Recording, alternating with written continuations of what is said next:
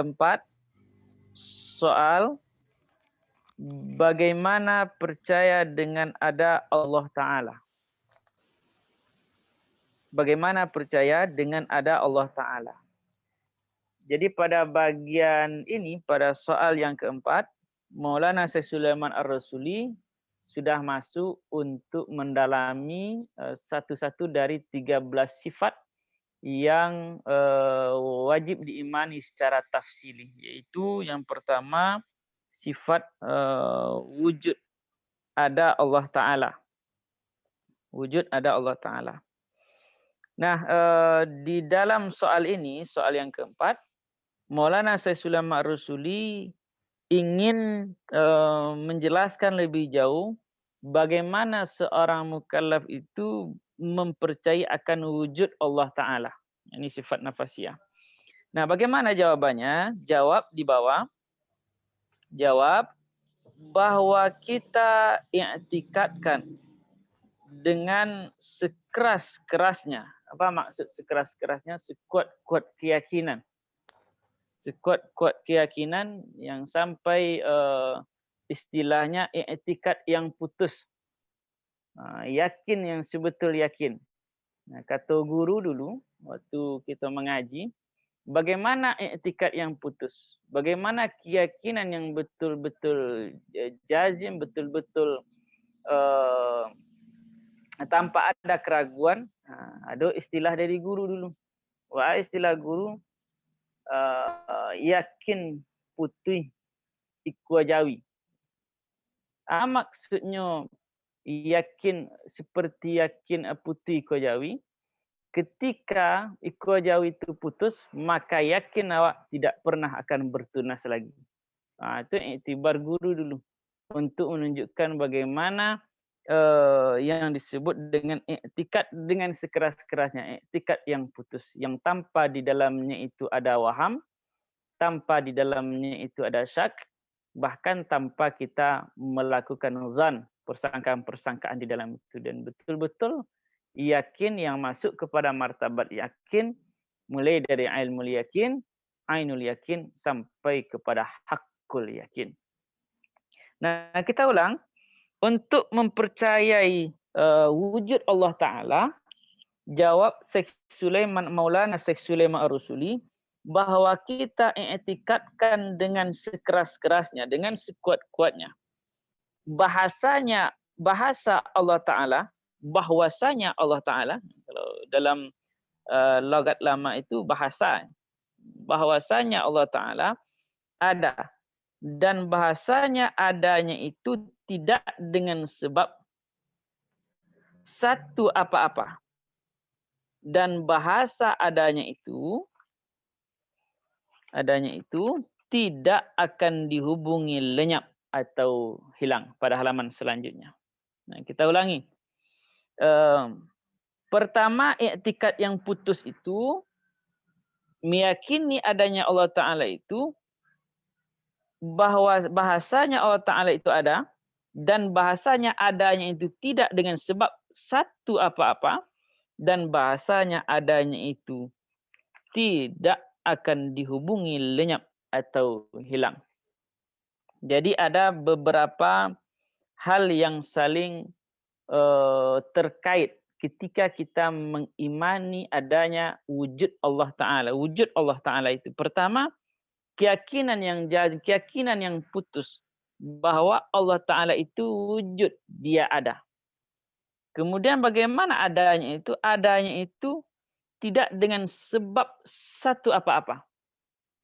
Tanpa sebab. Dia bersifat dengan awal. Dia disifat dengan zahir. Awalnya itu tanpa permulaan, dia ada tanpa sebab apapun. Tak ada sebab apapun. Dan bahasanya adanya itu tidak akan dihubungi oleh lenyap atau hilang. Jadi dia ada tanpa permulaan, dan tanpa permulaan itu adanya itu tanpa sebab, kemudian tanpa juga akhir. Artinya tidak dihubungi adanya itu dengan lenyap atau hilang. Nah, ini yang akan menjadi keyakinan pertama dalam sifat-sifat yang wajib diketahui seorang mukallaf secara tafsili. Wujud Allah Ta'ala. Nah, cuma masalahnya kemudian bagaimana menimbulkan yakin yang putus itu. Yakin yang putus. Kalau kita membaca kitab, biasanya sampai kepada hanya pada bagian nazari, teori. Kemudian bagaimana teori ini dia bisa masuk ke dalam hati sanubari. Dari rasio kemudian masuk kepada emosional ke dalam hati sanubari, bahkan masuk ke dalam relung-relung hati yang paling dalam.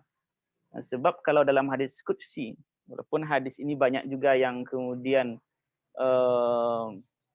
mengkritik hadis ini, bahwa dalam hati itu ada 5 lapisnya. Ada yang disebut dengan lapis pertama itu qalb, kemudian ada fuad, ada syagaf, kemudian ada lub, kemudian hati yang paling dalam itu yang kemudian dikenal dengan sir. Dikenal dengan sir. Bagaimana keyakinan itu betul-betul masuk ke dalam hati yang paling dalam. Yang penting kita usaha dulu. Usahanya dengan belajar, ta'allum, belajar. Nanti Allah yang akan menunjukkan itu. Kata orang-orang tasawuf, araftu rabbi bi rabbi. Aku kenal dengan Tuhanku karena Tuhan, dengan sebab Tuhanku. Jadi Allah yang nanti akan memberikan tugas kita itu belajar. Walladzina jahadu fina lanahdiyannahum subulana. Kalau kita sudah berjuang sungguh-sungguh juhud dalam belajar, maka Allah menarik kita. Lanahdiyannahum subulana, menunjuki kita. Nah, itu untuk yang pertama. Nah, ini sudah masuk pula kepada tasawuf. Tapi antara tauhid dan tasawuf itu seperti air dalam luka. Entah air dalam luka, entah luka dalam air.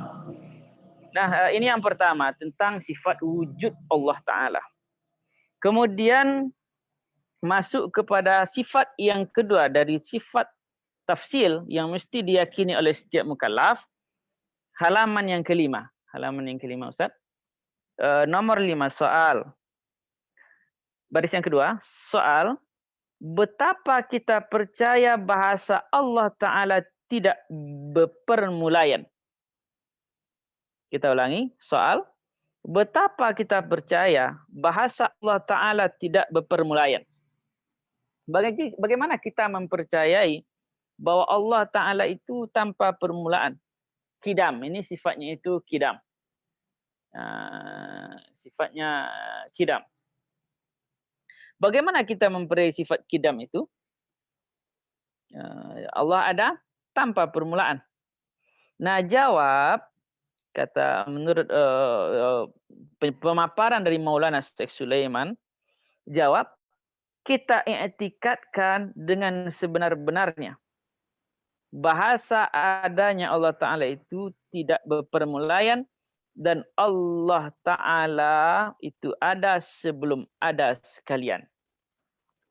Sebelum ada sekalian. Kita ulangi. Bagaimana untuk mengiktikadkan mempercayai bahwa Allah Ta'ala itu kidam? Jawab Maulana Syekh, kita iktikadkan dengan sebenar-benarnya. Bahasa ada Allah Ta'ala itu tidak berpermulaan dan Allah Ta'ala itu ada sebelum ada sekalian. Sebelum ada sekalian. Jadi ada beberapa redaksi yang digunakan oleh Maulana Syekh ketika menjelaskan percaya itu ada dengan sekeras-kerasnya, i'tikad sekeras-kerasnya. Ada i'tikad yang sebenar-benarnya. Tapi kalau kita menilai dari redaksi-redaksi ini hanya soal pemilihan diksi. Sedangkan maksudnya itu satu, yaitu i'tikad yang kuat, yang betul-betul tanpa keraguan. Nah, bagaimana kita meyakini bahwa Allah Ta'ala itu kidam? Yang tidak berpermulaan, tidak ada mulanya, tidak dia awal, tapi tanpa permulaan. Nah, itu disebutkan oleh Maulana Syekh. Allah Ta'ala ada sebelum ada sekalian. Sebelum ada sesuatu. Bahkan sebelum adanya masa, sebelum adanya nama, sebelum adanya istilah-istilah. Nah, disinilah yang pertama, yang keyakinan yang harus kita tanamkan, harus kita tanamkan. Nah, pada bagian ini maka ini tidak bisa memakai logika berpikir manusia. Karena kalau logika berpikir manusia, setiap satu itu pasti ada permulaan. Dulu secara logika. Tapi ini bukan lagi masalah logika, ini sudah masuk kepada pembahasan bagian yang di luar jangkauan dari logika tersebut, tapi mesti diyakini sebelum adanya sesuatu. Nah, di dalam ada istilah martabat 7. Ada martabat pertama itu ada 7 martabat. Ada istilahnya wahdah, kemudian sampai kepada martabat yang ketujuh itu insan. Maka martabat pertama itu ya bagaimana Allah Ta'ala itu dia ada, dia akan berkaitan dengan sifat kidam ini. Nah, mungkin penjelasannya bukan tepat pada masa bagian halaqah ini, tapi dia akan berkaitan ya, mempunyai relasi dalam kajiannya. Nah, ini yang kedua, yaitu tentang kidam. Kemudian kita masuk kepada sifat yang selanjutnya, sifat yang ketiga setelah wujud, kidam, kemudian kita masuk kepada baqa. Pada baris 1, 2, 3, 4, 5, 6, 7. Baris yang ketujuh, halaman yang kelima. 6 ya, nomor 6. Soal bagaimana beriktikad bahasa Allah Ta'ala, ada alif yang hilang. Ya, pada kitab itu ya, ada alif Allah. Kalimat Allah, alif.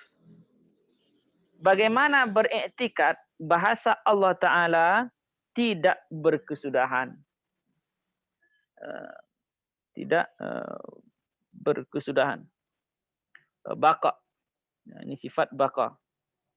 Bagaimana kita mengiktikadkan? Seorang mukallaf mengiktikadkan bahawa Allah itu bersifat baqa, tidak berkesudahan.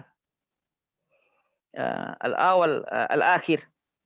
Nah, jawab, menurut pemaparan Maulana Syekh, kita iktikadkan dengan sekeras-kerasnya. Pada baris selanjutnya, jawab, kita iktikadkan dengan sekeras-kerasnya bahasa ada Allah Ta'ala itu tidak akan dihubungi lenyap.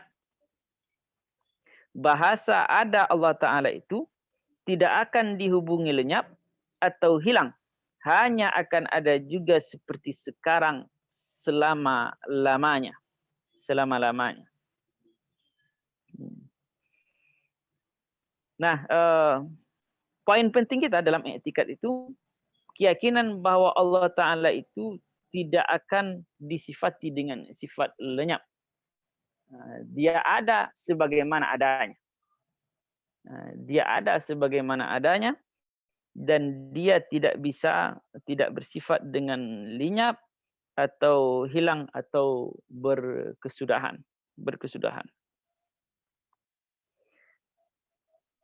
Nah, kemudian ini di bawahnya itu selama-lamanya ada seperti sekarang, akan ada juga seperti sekarang selama-lamanya.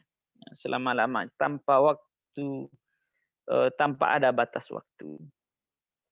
Nah, lanjut. Kita akan lanjut. Setelah sifat baqa, kita masuk kepada sifat mukhalafatuhu lil hawadis. Soal yang nomor 7 di bawah. Tapi ini menarik. Sebelum kita lanjut, ini menarik sekali. Merupakan sesuatu yang khas sebenarnya. Kalau kita membaca kitab-kitab ilmu kalam, tauhid, kitab-kitab dasar, biasanya ketika memaparkan sifat-sifat tafsili, sifat 20, atau di sini disebut sifat 13 itu itu biasanya ketika pembahasannya itu akan langsung kepada dalil.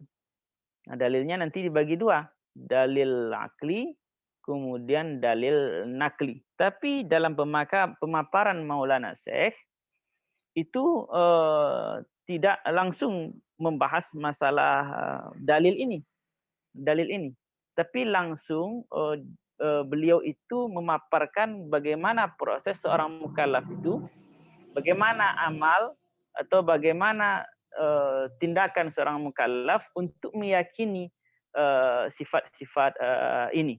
Maka menurut hemat Al-Fakir, saya pribadi, bahwa kitab ini memang digunakan sebagai bentuknya itu sifatnya aplikatif. Memang untuk diamalkan sebagai pegangan, bukan dalam rangka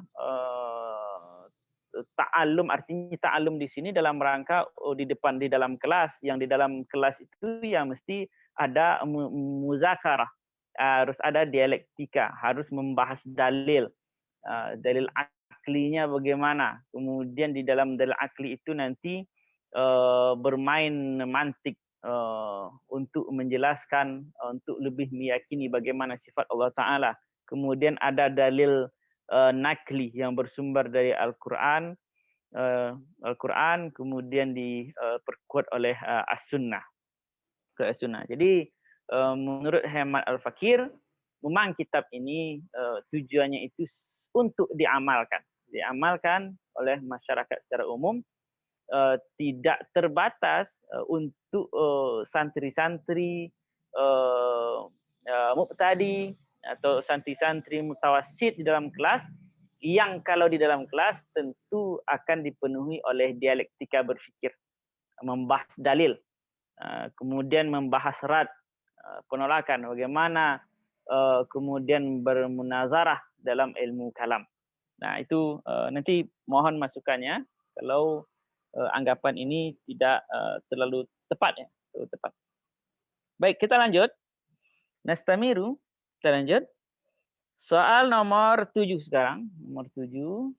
7. 7. Itu. Setelah baqa, kita masuk mukhalafatul lil hawadis. Bagaimana kita meyakini mukhalafatul lil hawadis? Soal.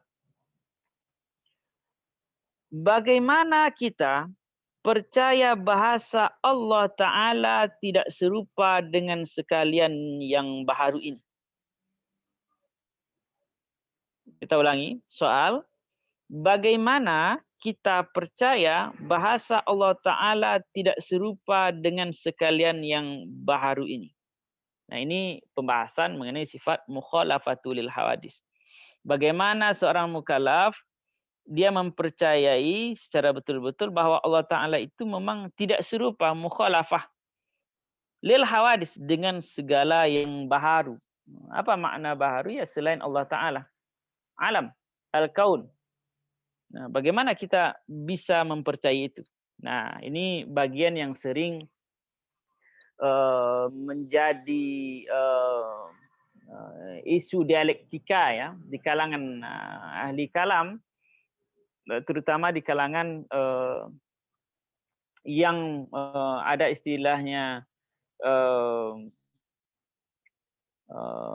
tashbih, ada kemudian yang mengedepankan takwil, ada kemudian yang mengedepankan tafwid.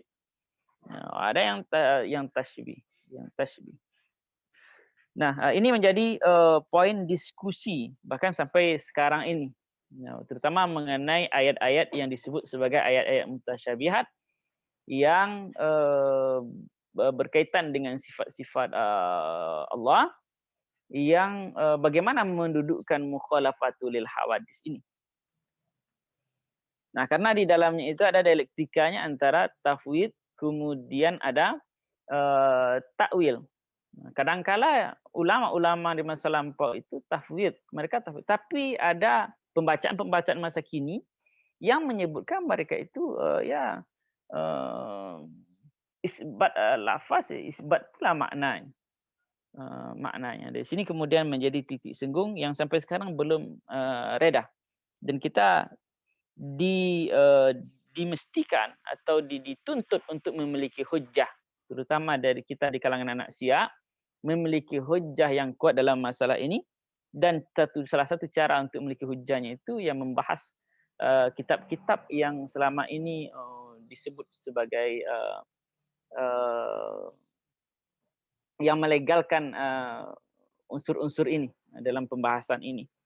Dengan membahas ada rad, kemudian i'tirad, kemudian membahas dalil-dalil seputar itu.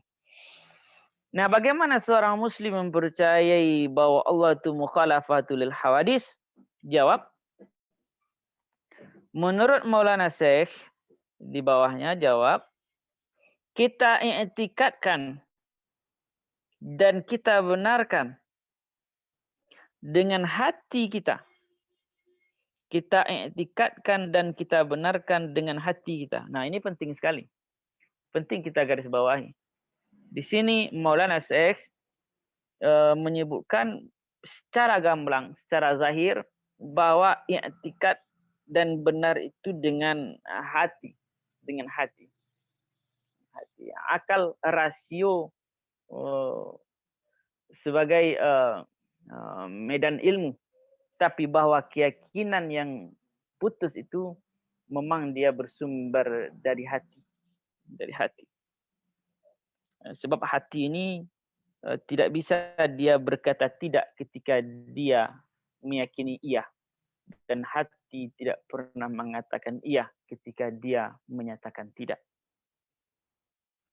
Kita i'tikadkan dan kita benarkan dengan hati kita. Bahasa Allah Ta'ala itu, Allah Ta'ala tidak serupa dengan sekalian alam ini. Dengan sekalian alam ini. Nah, tidak serupa dengan sekalian alam ini. Nah, secara dalil ada dua dalil yang menguatkan itu. Laisa kamitslihi syai'un. Kemudian dalam surat Al-Ikhlas, walam yakul lahu kufuwan ahad. Nah, bagaimana keyakinan ini secara lebih detailnya, secara spesifiknya? Ketidakserupaan itu pada apa? Pertama, baik pada zatnya. Baik pada zatnya. Tidak serupa pada zat. Tentu kita tidak akan dapat berbicara lebih jauh tentang zat ini. Walaupun ada sebagian mutakallimin yang di kalangan ulama-ulama tertentu yang mendalami. Atau pada sifatnya. Yang pertama itu tidak serupa pada zat. Yang kedua itu atau pada sifatnya tidak serupa pada sifat. Dan yang ketiga tidak serupa pada af'alnya. Pada af'alnya. Kalimat af'al di sini seharusnya kalau dalam imla Arabi yang kita kenal, af'al itu ada alif setelah ain ya. Karena dia itu sigatnya itu jamak taksir.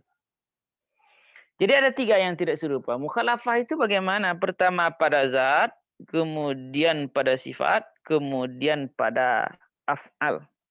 Af'al. Zat, sifat, dan af'al, perbuatan. Pendeknya, kata Maulana Syekh, kelanjutannya, pendeknya, apa nan terkhatir? Nah, ini di sini masuk diksi-diksi Minangkabau. Karena semestinya kitab ini dibaca dalam logat Minangkabau. Tapi kita membaca dalam bahasa Melayu agar lebih terjangkau untuk yang lainnya. Karena dalam Arab Melayu ini, dalam tulisan Arab ini bisa dibaca tulisannya Melayu, bisa dibaca Melayu, tapi bisa dibaca dalam bahasa Minang. Pendeknya, apa nan terkhatir, apa yang terlintas dalam hati kita, maka Allah Ta'ala tidak serupa dengan yang terkhatir itu. Pendeknya, kita ulangi, pendeknya, apa yang terkhatir dalam hati kita, maka Allah Ta'ala tidak serupa dengan yang terkhatir itu. Yang terlintas pada hati. Ini biasanya kita yang suka nonton di waktu kecil, ya, ada yang ada yang menyerupakan nonton film-film tertentu yang kemudian membayang-bayang dalam hati kita bahwa Tuhan itu seperti itu. Kan ini tak betul, tidak betul. Kemudian atau yang lain-lain seperti menyatakan Tuhan itu seperti nur, cahaya, maka ini tidak keliru dan itu bisa menggugurkan keimanan karena Allah tidak serupa dengan makhluk, termasuk apa yang terlintas dalam hati, lintasan hati.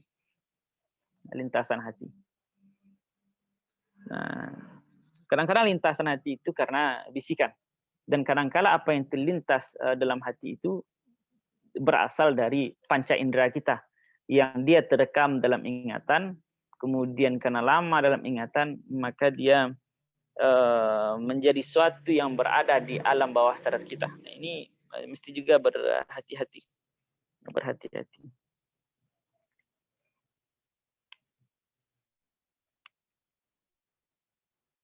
Nah, kemudian kita lanjutkan. Ini mukhalafah lil hawadis. Jadi poin pentingnya ini Canduang Maulana Syekh Sulaiman Ar-Rusuli menegaskan bahwa mukhalafah perbedaan mukhalafatul hawadis itu pada 3 aspek, pada zat, pada sifat, kemudian pada af'al, Kita lanjutkan soal nomor 8. Nah, ini lebih penjelasan lagi. Kalau tadi disebut tidak serupa pada zat, tidak serupa pada sifat, tidak serupa pada af'al. Nah, bagaimana yang tidak serupa dengan zat itu, pada zat itu? Nah, ini lebih spesifik lagi. Nah, ini yang menarik kitab ini. Dan yang kita sebut tadi sebagai sebuah khususiyah dari Al-Jawahirul Kalamiyah yang sangat penting sekali untuk hari ini untuk direproduksi ulang, ya. Dicetak ulang, kemudian dikaji dalam halaqah yang sifatnya lebih umum. Tapi kita berharap bahwa reproduksi itu tidak dengan merubah aksaranya. Aksaranya tetap Arab Melayu. Kemudian Arab Minangkabau. Kemudian tidak dirubah dalam Latin. Kalau Latin maka banyak hal yang bisa hilang dari kekhasan kitab ini. Kita masuk pembahasan mengenai bagaimana mukhalafah, bagaimana perbedaan berbedanya Allah dengan makhluk. Tidak serupa pada zat itu bagaimana? Kita masuk, kita baca 8 soal. Betapa arti Allah Ta'ala tidak serupa zatnya dengan segala zat yang baharu ini. Kita ulangi. Soal. Betapa arti Allah Ta'ala tidak serupa zatnya dengan segala zat yang baharu ini. Segala zat yang baharu ini. Bagaimana seorang itu bisa betul-betul meyakini bahwa Allah tidak serupa, bahwa mukhalafah itu tidak serupa pada zat Allah Ta'ala, tidak serupa dengan zat segala hawadis yang baru. Nah, ini Canduang. Maulana Syekh Sulaiman Ar-Rusuli memaparkan. Jawab. Bahwasanya zat Allah Ta'ala, tidak serupa dengan zat segala yang baharu. Tidak serupa dengan zat segala yang baharu. Maka bukanlah zat Allah Ta'ala itu seperti zat segala kita ini. Seperti zat kita ini. Jadi di sini spesifikasinya itu pada fisik. Pada fisik nampaknya. Kita ulangi. Maka bukanlah zat Allah Ta'ala itu seperti zat segala kita ini. Zat segala kita ini yang mempunyai jisim, jirim, mempunyai surah, mempunyai jihad dan lain sebagainya. Maka Allah Ta'ala tidak seperti itu. Nah, penjelasan lebih lanjut, tidak di bawah dan tidak di atas. Tidak di bawah, tidak di atas. Nah, di sini kemudian dialektika masa kini, perdebatan-perdebatan terutama dari teman-teman Salafi, di antara mereka yang menyatakan bahwa Allah Ta'ala itu ditunjuk dengan tangan, sebagaimana yang riwayat yang mereka terima dari Ibnu Taimiyah, ya, Ibnu Taimiyah, yang kita masih tetap menyebut beliau Syekhul Islam Ibnu Taimiyah, sebagaimana Syekh Yusuf An-Nabahani dalam Syawahidul Haq menyebutnya Syekh Islam Ibnu Taimiyah, itu yang menunjuk di mana Allah ditunjuk dengan jari, ditunjuk dengan tangan.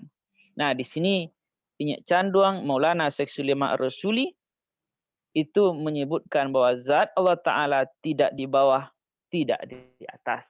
Tidak di bawah, tidak di atas. Lalu bagaimana? Fi'ain. Di mana Allah Ta'ala?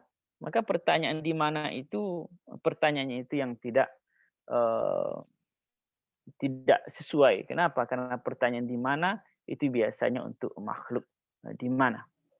Karena makhluk yang bisa disifati dengan di mana dia berada, memiliki tempat, memiliki masa, mengambil tempat pada ruang alam ini. Pada ruang alam. Kalau Allah itu tidak di bawah, tidak di atas. Tidak di bawah, tidak di atas. Tidak di kiri, tidak di kanan. Tidak di kiri, tidak di kanan. Nah, ini masih pembahasan tadi ya, pembahasan ada di antara kawan-kawan yang menunjuk memposisikan Allah Subhanahu wa taala itu. Allah taala itu. Padahal itu ayat-ayat yang mutasyabihat, ayat yang mutasyabihat yang semestinya itu tafwid atau takwil. Tafwid atau takwil. Tapi masalahnya di antara kawan-kawan Salafi itu tidak mempercayai adanya istilahnya majaz. Nah, ini kemudian jadi masalah lagi. Padahal ahli bahasa yang ditegaskan oleh Imam Al-Jurjani, pengarang Dalailul I'jaz, bapak ilmu balaghah itu ya memang ada, terdapat majaz dalam Al-Quran. Itu salah satu keindahan bentuk balaghah dalam Al-Quran. Tidak di kiri, tidak di kanan, tidak di hadapan, tidak di belakang. Jadi ini menunjukkan jihad ya, jihad yang 6. Ada istilahnya jihad yang 6. Kalau jihad yang 6 itu bawah, atas, kiri, kanan, depan, belakang. Itu yang disebut dengan jihad yang 6.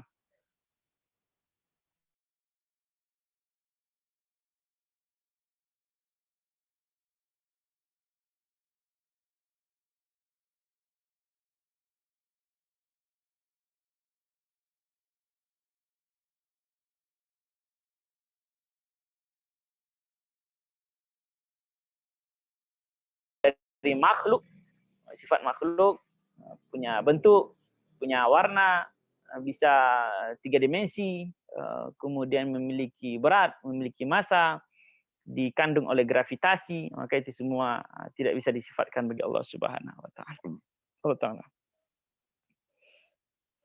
Kita lanjutkan sampai kira-kira sampai poin 10 nanti ya kita baca.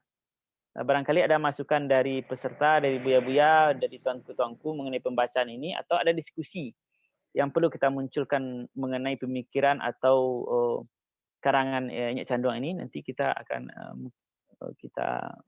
setelah poin yang ke-10 ini. Kita lanjut. Maka sekalian yang terguris, nah ini yang terkhatir tadi, yang terguris. Maka sekalian yang terguris pada hati kita, bukanlah Tuhan seperti itu. Bukanlah Tuhan seperti itu. Nah, ini syubhat-syubhat. Kalau ada syubhat-syubhat yang datang, ini yang perlu dilawan. Tapi karena akal kita, logika kita itu liar kadangkala. Kadangkala syubhat-syubhat, waham-waham itu kadangkala ada nyangkut walaupun presentasinya kecil. Maka oleh sebab itu di sini perlunya ilmu tasawuf. Ilmu tasawuf. Ilmu tasawuf, bagaimana makrifat mengenal Allah Subhanahu wa taala dengan hakul yakin. Tak bisa ditulis dengan pena, tak bisa disebutkan dengan kata-kata. Jauh dia tidak berantara, dekat tidak berhampiran. Nah, maka untuk memurnikan itu, maka di situ ada istilahnya ilmu tasawuf. Kita teringat dengan apa yang disebut oleh Buya Zafrullah Datuk Bungkua, anak daripada Syekh Muhammad Kaniston Kutua. Apa kata beliau? Tasawuf ini salah satu fungsi faedahnya itu. Ibaratnya kita semacam rumah gadang. Tiang-tiang tonggak-tonggaknya belum terletak pada batu yang tepat. Karena rumah gadang itu kan bikin tonggaknya dulu, tiang-tiang itu, lalu kemudian disisipkan batu di bawah tonggak itu. Batu.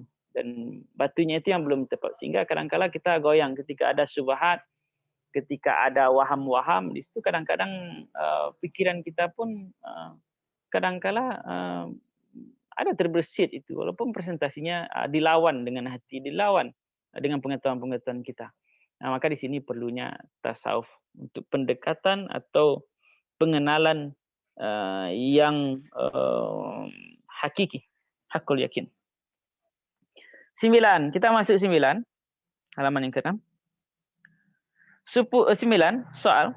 Bagaimana mengiktikadkan bahwasanya, ini di sini Inyak Condong memakai diksi yang lebih lengkap. Tadi bahasa. Kalau ini bahwasanya. Bagaimana mengiktikadkan bahwasanya sifat Allah Ta'ala tidak serupa dengan sifat kita. Kalau tadi zat Allah Ta'ala. Sekarang yang poin yang kedua, sifat Allah Ta'ala. Bagaimana dia tidak serupa dengan sifat kita? Nah, jawab Maulana Syekh. Bahwa kita iktikadkan bahasa kekuasaan Allah Ta'ala. Kekuasaan Allah Ta'ala. Kudrat. Dan sengajanya. Iradat. Dan pengetahuannya. Ilmu. Dan pendengarannya sama. Dan pilihannya. Penglihatannya. Besar. Dan hidupnya hayun, hayat, dan perkataannya kalam. Nah, ini yang penting ini penting ini. Ada dialektika, tapi kita tidak mau menyebutkan secara langsung. Barangkali ada di antara itu yang nanti pembahasannya bisa banyak ini. Kita ulangi, jawab bahwa kita iktikadkan bahwasanya bahwa kekuasaan kudrat Allah Ta'ala dan sengajanya iradat Allah Ta'ala dan pengetahuannya ilmu Allah Ta'ala, kemudian dan pendengarannya sama Allah Ta'ala, dan penglihatannya besar Allah Ta'ala dan hidupnya hayat Allah Ta'ala dan perkataannya kalam Allah Ta'ala tidak serupa dengan kekuasaan kita dan sengaja kita, dan pengetahuan kita, dan pendengaran kita, dan penglihatan kita, dan hidup kita, dan perkataan kita. Tidak serupa. Nah, tidak serupa. Kita punya kuasa, tapi kuasa kita itu bukan seperti kekuasaan Allah Ta'ala. Nah, bagaimana kemudian? Ini yang menjadi pertanyaan. Ketika ada sementara penuntut jalan tasawuf yang kemudian mengatakan hayat Allah Ta'ala, kudrat Allah Ta'ala, ilmu Allah Ta'ala. Nah, bagaimana mendudukkan ini dalam konteks tauhid, akidah keimanan ini, akidah keimanan. Pertanyaan yang tidak butuh jawab, pertanyaan yang butuh perenungan itu. Nah, itu yang ke-9.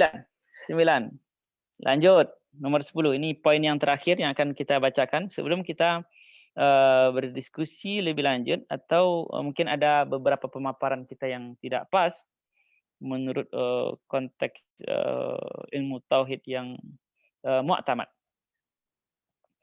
10. Soal. Bagaimana perbedaan atau perlainan antara sifat kita dengan sifat Tuhan. Sifat kita dengan sifat Tuhan. Nah, ini menjadi penting juga karena Sifat kita, sifat Tuhan. Nah, ini menarik sebenarnya, menarik kalimat ini. Jawab, kata Maulana Syekh, kekuasaan Tuhan tidak didahului dan tidak diiringi lemah. Kita ulangi, jawab. Kekuasaan Tuhan tidak didahului dan diiringi lemah. Dan tidak dapat dihalangi oleh apapun jua. Ini tentang kekuasaan. Kalau kuasa Tuhan itu, kita punya kuasa. Tuhan punya kuasa. Nah, ini pada makam makhluk dan khaliknya. Kita punya kuasa, Tuhan punya, tapi kekuasaannya itu kalau kekuasaan Allah Ta'ala tidak diiringi lemah, tidak dihalangi oleh apapun juga. Nah, begitu juga iradatnya atau sengaja Tuhan terus tidak dapat dihalangi. Iradatnya juga seperti itu. Pengetahuan Tuhan tidak didahului dan diiringi lalai dan lupa dan jahil dan lain-lainnya. Nah, begitu juga ilmu Allah Ta'ala. Tidak ada batas. Tidak diiringi lalai atau lupa jahil. Pendengaran Allah Ta'ala tidak dapat dibatas. Pendengaran Allah Ta'ala tidak dapat dibatas. Atau didinding. Pendengaran Allah Ta'ala tidak dapat dibatas atau didinding dengan apa jua pun.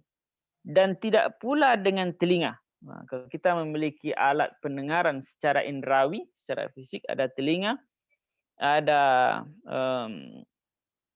daun telinga, ada gendang telinga, tapi pendengaran Allah Ta'ala itu tidak pula dengan telinga itu. Jadi tidak bisa dikhayalkan atau dikhatirkan terlintas dalam hati ada telinga itu bagi Allah Ta'ala. Penglihatan Allah Ta'ala tidak dapat didinding dan tidak dengan mata. Ini masih menguatkan atau mengisbatkan bagaimana mukhalafah lil hawadis. Berbeda mukhalafatu lil hawadis. Mukhalafatu Ta'ala lil hawadis. Berbeda Allah Ta'ala dengan makhluk. Penglihatan Allah Ta'ala tidak dapat didinding dan tidak dengan mata. Kalau kita pakai mata, ada bola mata, ada kemudian retina, cahaya masuk, kemudian dari retina diopor ke otak saraf-sarafnya, kemudian maka baru tergambar apa yang kita tengok.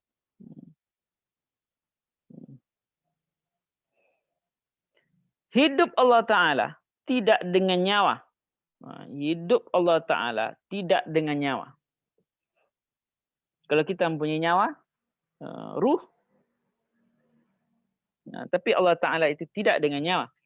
Dan tidak akan dihubungi mati. Tidak ada istilahnya mati. Kalau kita, manusia, karena nyawa, kita disifati dengan mati.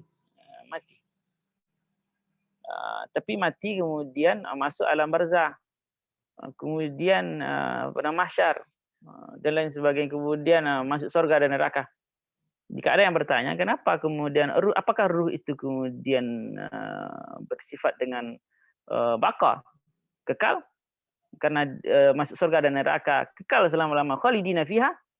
Nah, dapat kita jawab bahwa ruh itu tidak bersifat dengan kekal, tapi dia diciptakan Allah Ta'ala itu diabadikan Allah Subhanahu Wa Ta'ala. Allah juga yang menjadi penentunya. Karena ada beberapa hal yang dikekalkan Allah Ta'ala, termasuk dalamnya ruh, ada dalamnya kursi, ada lauh, ada 7 macam itu. Itu sudah ada dinazamkan oleh Al-Imam As-Suyuti. Misalnya di dalam kitab Syarah Jawharatut Tauhid Al-Imam Al-Laqani ada. Nah, tidak akan dihubungi mati. Perkataan Allah Ta'ala itu tidak ada huruf dan tidak ada suara dan lain-lain.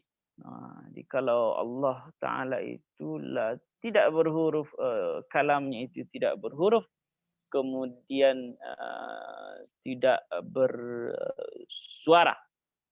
Oleh sebab itu ada karena penjelasan seperti ini. Ada orang mengatakan bahwa Al-Quran itu hadis. Nah, ini kemudian menjadi perdebatan ya di kalangan mutaqaddimin dulu. Ada istilahnya fitnah Al-Quran. Nah, tapi menurut etikat kita Ahlussunnah wal Jamaah, Quran itu adalah qadim karena dia berasal dari zat yang maha qadim. Nah, dan lain-lainnya. Daripada sifat-sifat perkataan kita, daripada sifat-sifat perkataan kita. Nah, ini sampai soal yang nomor 10. Nah, waktu kita sudah menunjukkan hampir jam setengah 10. Pas. Soalnya soal 10. Waktunya hampir menunjukkan jam 10. Nah, mungkin kita rehat membaca teks ini. Ada beberapa poin penting terkait dengan apa yang dijelaskan oleh Maulana Syekh Sulaiman Ar-Rusuli dalam Jawahirul Kalamiyah. Dan kita ulangi, apa yang beliau ungkapkan ini sebuah mumayazah, khususiyah bagi sebuah kitab ilmu tauhid yang diperuntukkan bagi umum kaum mukallaf di Minangkabau, tapi dengan pembahasan yang kita kira lain daripada yang lain, lain daripada kitab-kitab Muqtadi dan Mutawasid yang ada di pesantren kita. Kemudian nanti di akhir kitab-kitab ini nanti akan berhubungan juga dengan tasawuf, karena tauhid dan tasawuf itu berkelindan, dia saling berkaitan, saling berkaitan. Nah, mungkin itu sampai di sini untuk sementara. Mungkin ada diskusi-diskusi yang perlu kita, atau ada semacam taswib pembetulan pelurusan dari apa yang telah kita sampaikan tadi. Wallahu a'lam bissawab. Kita kembalikan kepada Ustazah pemandu halaqah. Silakan.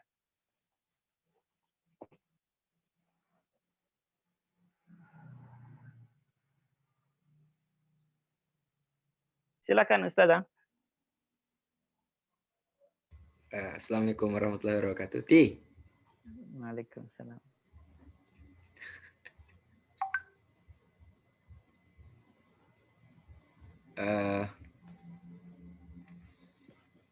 Baik, mungkin Yati ada masalah jaringan, ya. Jaringan, ya. Mungkin, ya. Buya Fajri lah, ya. Buya Fajri. Oke. Lanjut lah, Buya Andri. Buya Yati, mungkin jaringan Buya Fajri. Tuh lawan lihat dah tu ya. Ti.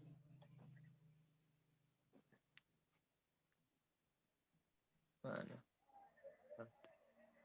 Lanjut saja lo, Buya.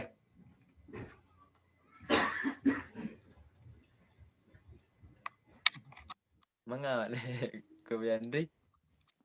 Ya, dilempar ke jamaah. Mungkin ada yang nyoba tanya ke Buya. Gitu. Bukan saling berbagi, sharing. Sharing. Berbagi. Di dalam halaqah ada Buya Asfi ya, dan beliau guru kita dalam masalah ini.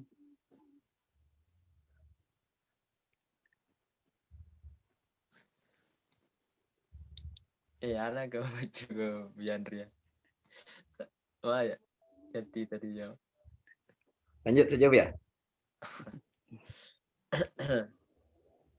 Bismillah. Baik, Buya, kawan-kawan jemaah yang hadir pada majelis halaqah kita mengaji bahasa Mubiah. Mungkin setelah mendengarkan bacaan kitab Jawahirul Kalamiyah oleh Buya Pria tadi dan juga syarah-syarah yang beliau berikan, mungkin dari jamaah yang hadir ada yang ingin bertanya atau ada yang ingin memberikan pendapat atau opininya, disilakan.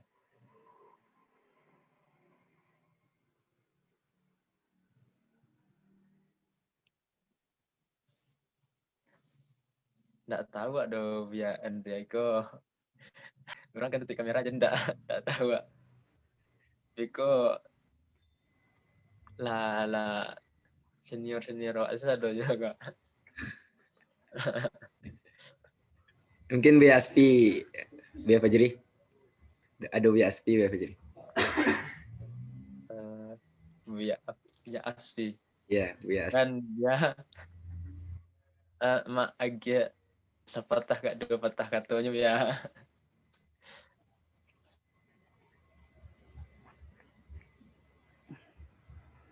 Yang mana akun BSP ke ya. Itu BSP itu. Kan ya.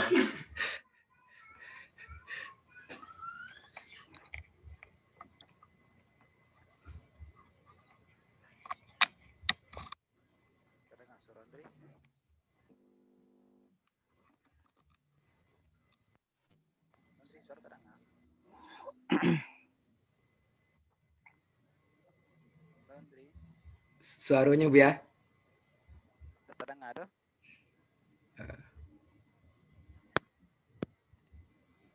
Terdengar. Lah ya.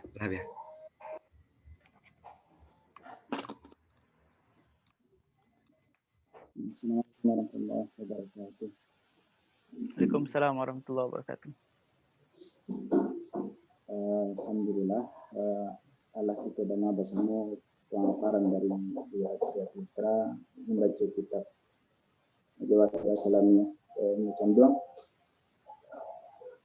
Terima kasih banyak pihak Putra, penjelasan yang sangat fasahah, jaleh dan mudah dipahami bagi itu. Kita tentunya bersyukur ya, kita dapat anugerah akidah Ahlussunnah wal Jamaah, spesifiknya akidah Asy'ariyah, dan itu pun diwarisi pula oleh Imam Canduang, Maulana Sulaiman Ar-Rasuli, dan turun menurun ke murid-murid beliau sampai ke kita, dan beliau pun menghasilkan karya yang barusan kita baca. Memang keistimewaan akidah Asy'ariyah itu satu konsep-konsep yang dirancang oleh ulama-ulama mazhab itu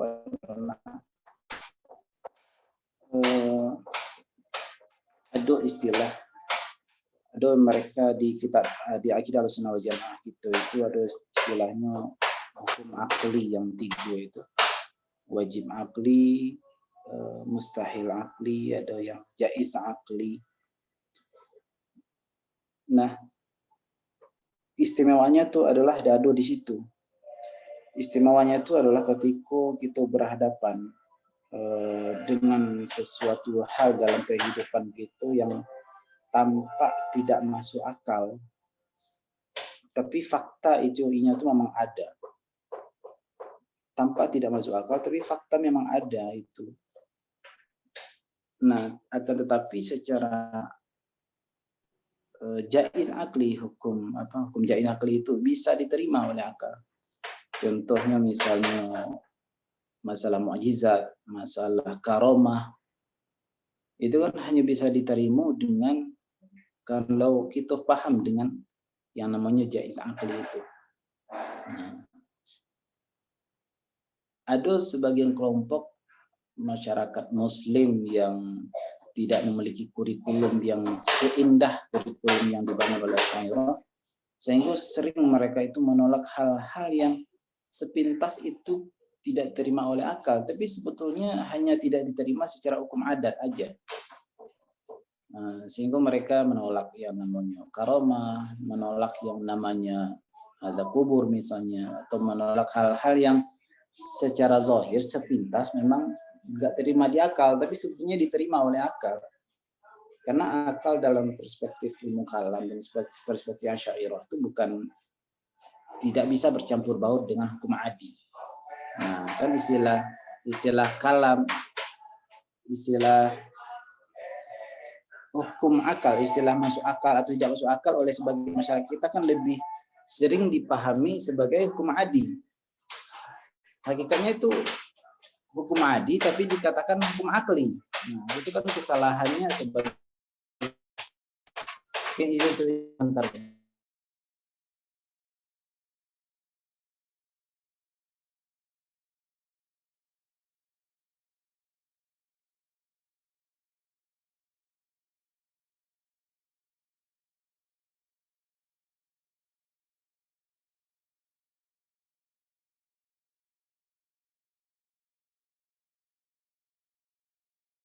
tasawuf.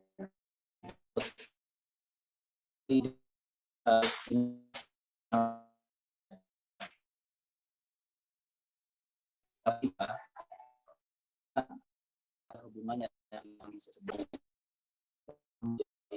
karena banyak hal-hal yang jais akli terjadi. Nah, kalau kita tidak duduk dalam masalah ini, maka wajar kita sering menolak hal-hal yang ada di dalam tasawuf. Karena tasawuf itu di selain memang tidak hanya pembahasan akhlak, tapi terkadang hal-hal yang khawarikul ada itu sering dikait-kaitkan dengan tasawuf. Jadi lebih sering lagi tasawuf. Memang sebetulnya tidak ada hubungan dengan tasawuf, cuman aktor-aktor peristiwa atau kejadian yang khawarikul adah itu sering terjadi pada aktor-aktor tasawuf, aktor sufi misalnya. Seperti yang tadi pernah sudah disebutkan masalah karomah, apalagi tentang tawasul, masalah ihda'us thawab,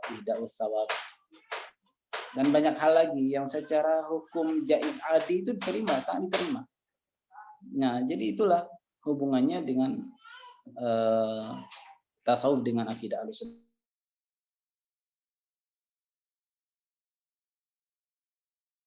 Ada sesuatu yang wujud, tidak hanya materi. Akidah saudara-saudara kita sebagian masyarakat yang lain, sebagian masyarakat yang lain itu akaran yang lain, akidah mereka lebih cenderung mencetak generasi-generasi materialisme. Jadi sesuatu yang wujud itu harus materi. Sesuatu yang materi, yang bukan materi itu nggak bisa dikatakan wujud. Maka maaf saja kalau Salafi Wahabi itu memang cenderung akidahnya seperti itu. Sesuatu harus bercorak materi. Makanya mereka sulit menerima Allah itu la fardul alam wala daful alam, tidak di dalam, tidak di luar. Mereka nggak bisa menerima karena dalam pikiran mereka yang namanya wujud itu harus kalau tidak di dalam, dia tidak di luar. Kalau tidak di luar, ya di dalam. Karena itu kan konsep materi, benda, kebendaan. Apalagi tadi Buya juga pernah sebutkan, tidak disifati dengan warna. Apalagi tidak ada jauhar, tidak ada arat. Sebagaimana dalam kitab-kitab kita, kalau kitab Canduang juga, itu kan kalau kita menganut akidah bahwa wujud tidak hanya materi, maka kita hal tersebut gampang memahaminya, bisa aja memahaminya. Sementara kalau orang yang memahami, memiliki akidah, menganut akidah bahwa sesuatu yang wujud harus materi, maka dia akan sulit memahami ini. Maka sering menurut mereka itu akidah-akidah kita kan masuk akal. Loh, Allah itu tidak menempel di arsy. Tapi Allah juga tidak terpisah dengan arsy. Itu mereka sulit memahaminya. Nah, karena bagi mereka itu Allah itu harus menempel di arsy, harus duduk di arsy. Karena terbayang bagi mereka yang namanya materi itu, namanya wujud itu harus bermateri. Meskipun mereka tidak berani mengatakan Allah itu madiyah, madah, mereka nggak berani bilang. Cuman dari pemahaman dari akidah yang mereka bangun itu mengarah ke situ. Jadi Allah wujud, ya Allah harus di luar alam. Mungkin di dalam alam, harus di luar. Nah kita di Ahlussunnah wal Jamaah tidak di luar dan tidak di dalam. Gimana itu? Kalau kita akidah materi, akidah mati itu kan sulit memahaminya. Kalau dikatakan Allah itu di dalam alam, berarti kan Allah hulul.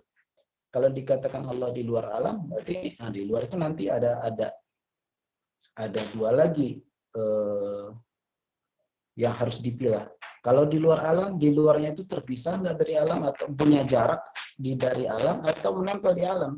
Karena sesuatu yang terpisah itu ada kalanya berjarak, ada kalanya menempel. Nah, di situ mereka kan sulit menjawab. Mereka kan sering mengatakan Allah itu di luar alam, katanya. Mereka nggak mungkin mengatakan Allah itu di dalam alam, karena kalau di dalam alam berarti Allah hulul. Oke, menurut antum Allah adalah di luar alam. Kita tanya lagi, kalau Allah di luar alam, Allah itu kan wujud. Di luar alamnya itu menempel atau terpisah.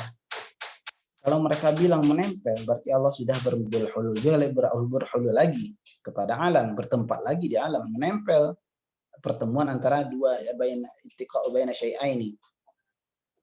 Kalau mereka katakan Allah terpisah, memiliki jarak dengan alam, nah sesuatu yang berjarak berarti kan ada sesuatu yang ketiga antara dua itu.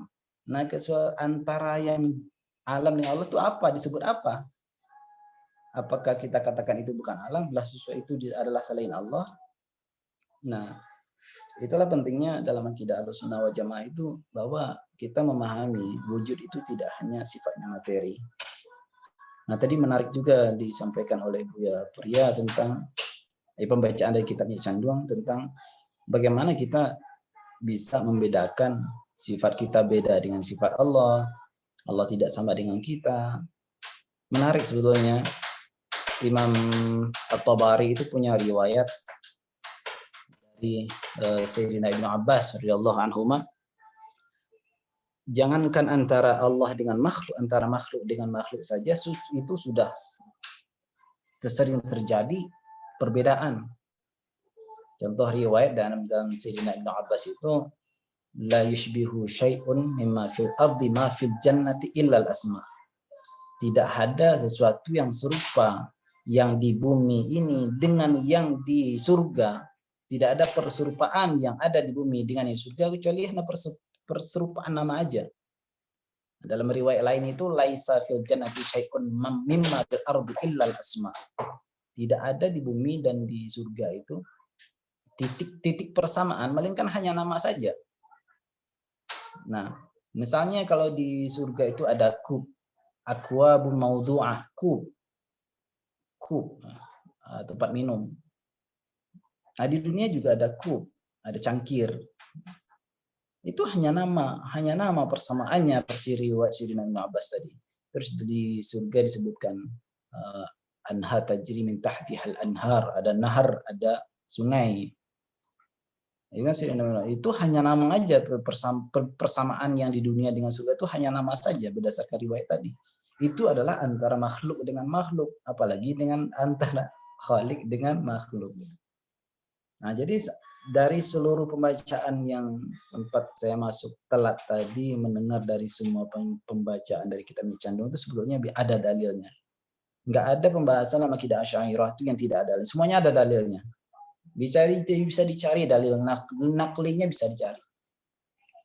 Ketika dikatakan dalil akli bukan berarti dia itu murni akal, bukan. Murni akal dalam artian, jadi ketika disebut dalil akli itu adalah ada proses akal dalam menciptakan sebuah konsep. Bukan berarti tidak ada sandaran naklinya. Di dalil akli, jadi konsep-konsep akidah dalam akidah Ahlussunnah wal Jamaah yang seakan-akan itu pembahasan akli, itu konsepnya ada dalam nakli. Jadi racikannya itu ada, bumbu-bumbunya sudah ada dalam dalil nakli. Nah gitu juga dalam kitabnya Canduang itu sebenarnya udah ada dalil naklinya, itu bisa. Mungkin anak-anak tarbiyah kalau ada yang ingin mengembangkan karyanya Canduang ini, ya Al-Jawahir Al-Kalamiyah wa Adillatuha bisa. Jawahir Kalamiyah dan dalil-dalilnya bisa aja. Enggak mesti dalil nakli bisa. Nanti tinggal didukung oleh para mufassir, para muhaddis. Itu nanti diketahui oleh Buya Andri insyaallah. Mungkin segitu dulu Buya Pria, ada dari Duan juga.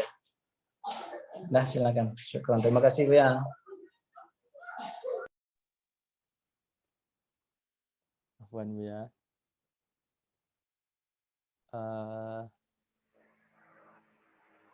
Sebelumnya Ustaz, ini Silakan Buya. Sebelumnya ini menarik sekali di sebuah ziyadah taklik yang luar biasa dari guru kita tentang bagaimana khususnya, dan itu memang kita perlu pertegaskan di antara keistimewaan kita dari Asy'ariyah itu, ya kita memulai kajian tauhid kita dengan menunjukkan bagaimana hukum akal, dan hukum akal itu tidak bisa dibentrokkan dengan hukum adat tadi. Misalnya kalau berkaitan dengan sifat-sifat Tuhan, sifat-sifat Allah, ya secara adat, ya kita perjelas secara adat itu memang kalau sesuatu itu ada awal.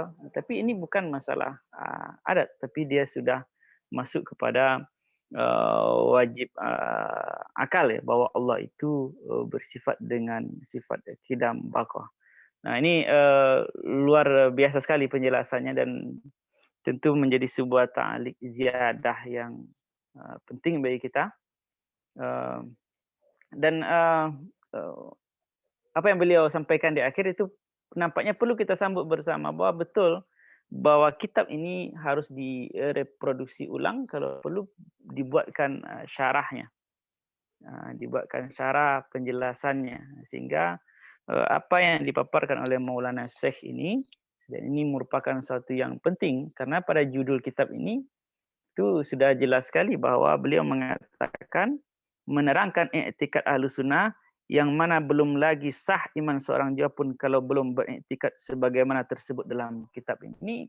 Sebuah perkataan yang tegas dan berprinsip dan berani dari seorang ulama Minangkabau yang menyebutkan belum sah keimanan seorang kalau belum meyakini kaidah akidah yang terdapat dalam kitab ini. Dan pasti apa yang beliau sampaikan ini itu merujuk dari kitab-kitab muktabar di kalangan Ahlus Sunnah wal Jamaah.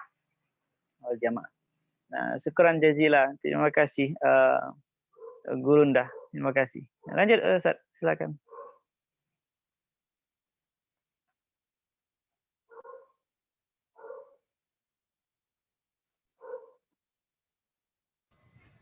Buya Fajri.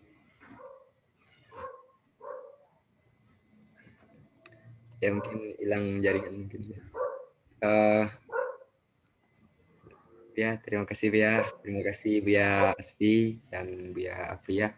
Mungkin dari Buya-Buya yang lain, Nio kalau ada tambahan tentang terkait jo kajiwa pada malam kini.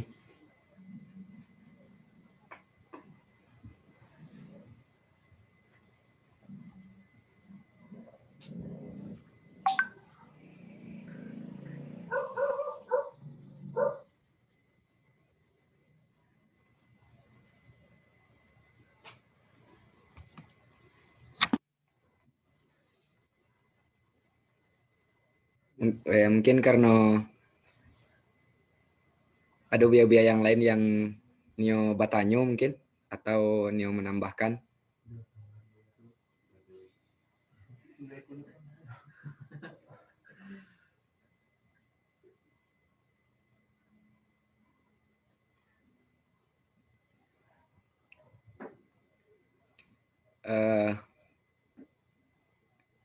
Kalau enggak ada Pak ya.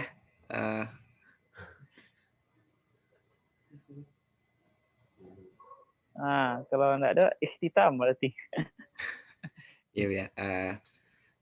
Kalau enggak ada buya-buya lain yang bertanya dan atau menambahkan penjelasan tentang kaji pada malam kini,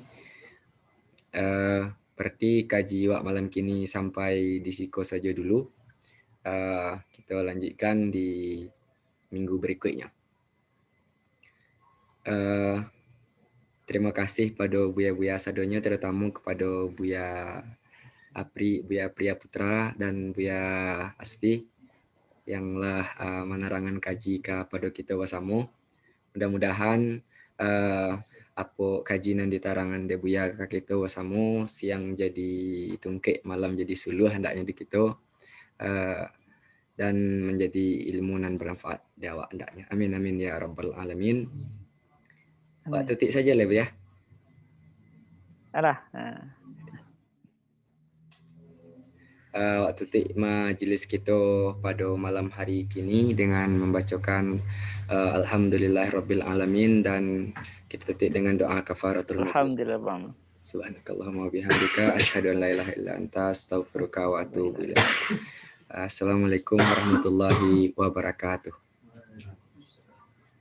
Assalamualaikum warahmatullahi wabarakatuh.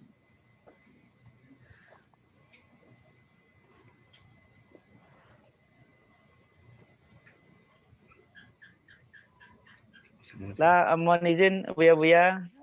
Ada ini ya, Ustaz Afgani, Ustaz Andria, Buya. Kamil dan lain-lain, termasuk guru kita.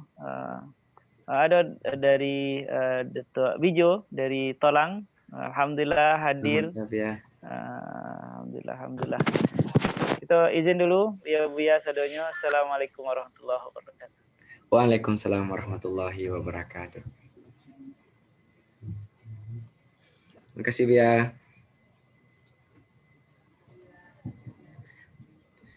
Buya Gani. Ya, ya. Sontak Buya. Yo.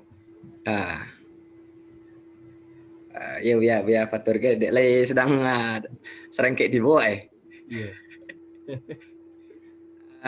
di laluan jo tak ke state tu nah. Jadi ya. Ayo Buya Fajri. Lah buat lah tutup tadi Buya Fajri. Kawan mak tadi sentuh ya. Oh ya enggak malah. Aku sen kayak tidak di. Ya, sebelumnya sama Sepo dulu. Jawab Hah? dunia. Sama Sepo dulu. Assalamualaikum dunia. Ya udah biasa deh. Buat jarang-jarang gitu.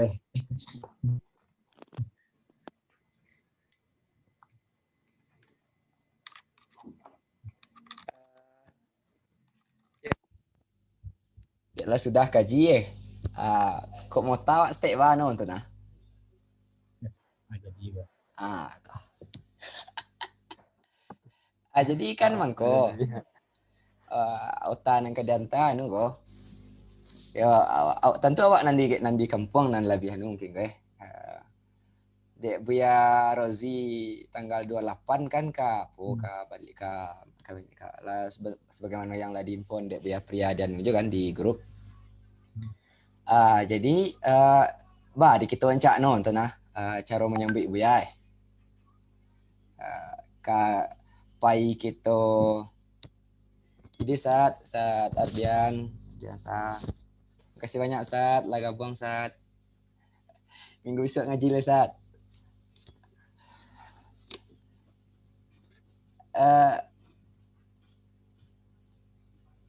Tanggal 28 beliau kan.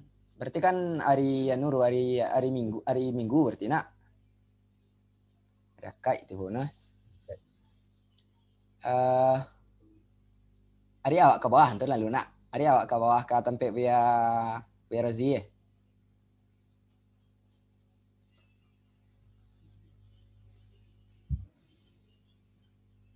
Kau bukit ya? Iyo, ko siya bana mo nago yo tentu nan kita nan leba kesempatan nonton we. Iya. Ke bawahnya kemak ini ke ya. Awak nak do baca apa tu lah yang di kitchen Buya Apria. Cuman kalau Buya Razika Sumber lah itu apa ya? Ka Pikumbuah. Oh Buya Kumbu. Ya ka kota Pikumbuah. Kalau itu ya, ada 3 hari ini. Berarti hari Senin baru. Kalau ada agenda dia. Bab ya, kurang jelas ya. Antara Senin ke Selasa ini ya.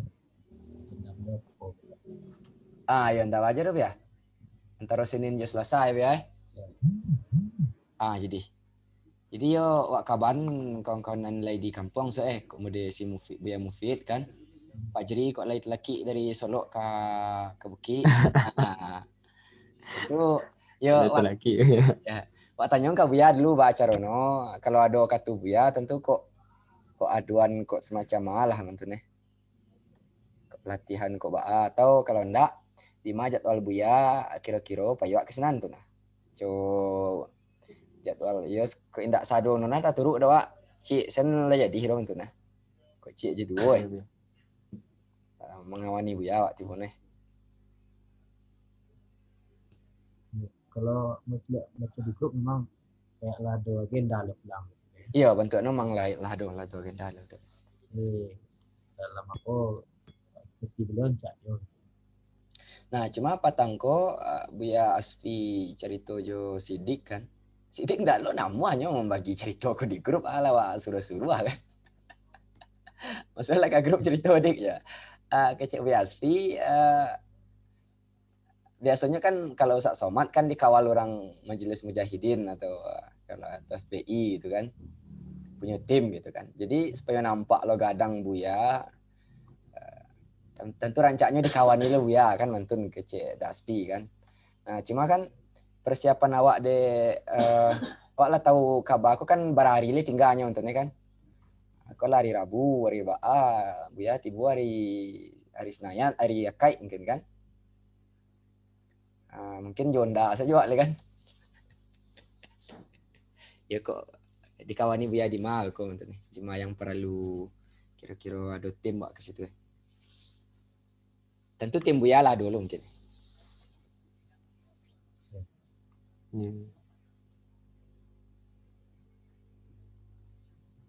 Kalau pokoknya dia bocoran schedule beliau tuh ada nak?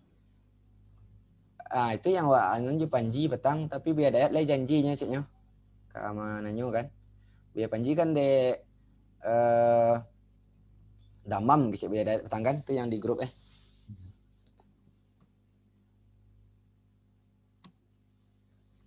mudah-mudahan ada Buya Dayat. Ya. Kita dulu ada jadwal di mana gitu. Yo. Suaya ro. Mantun agak no schedule Buya aku kalau kabar yang wak danga aku pagi samu Isa. Itu lah. Buya Fatur sibuk ya Fatur? Tak main lah ke Bukit Buya. Insyaallah Buya. Ambo sedang di Solo nih Buya di kampung. Baru mulai kuliah lah 3 hari ke Buya. Semester genap. Buya kan lagi online kuliah nak. Iya Buya.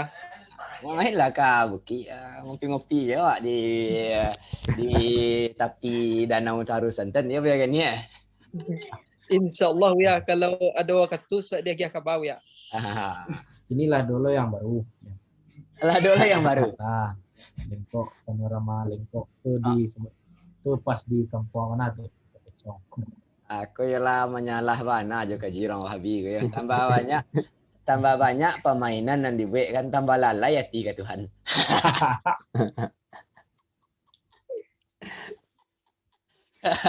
Memang sedang itu kini sedang viral. Lewat tuh ada temui lah. Ayolah beda orang Kamang. Membuat permainan sekajau. Ayolah akhir zaman di Kamang tekai. Kayak ya.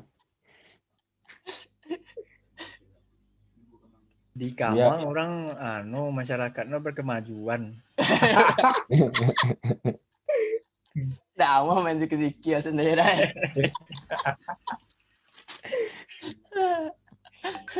Siapa ownernya tuh ya?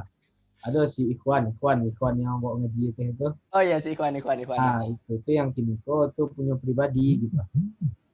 Punya no. Iya, lahan tuh punya kaumnya tuh. Jatah dari jamaahnya.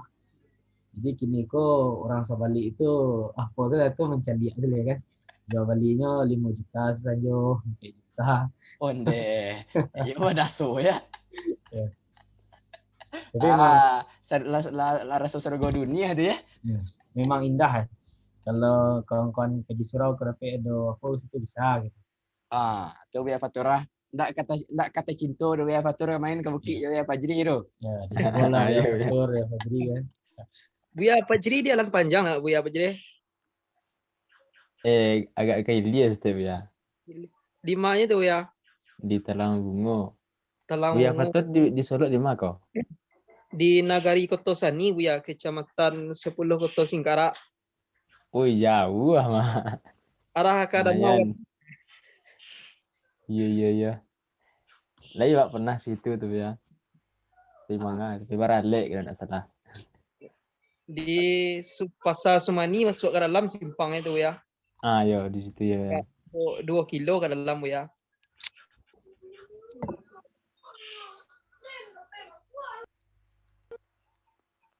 Kok main Buya Fajri ke Bukit singgan. Buya Fatur di kan. Kara. Langsung Ah, kalau kali. Ya. Pai minum kita ke Kamang. Awak ya insya-Allah saja dulu ya. Pai badunia kita ke Kamang. Orang susah kan badunia saja kan. Ada salah dan ni ya ekonomi ya. Ustaz Ahyar.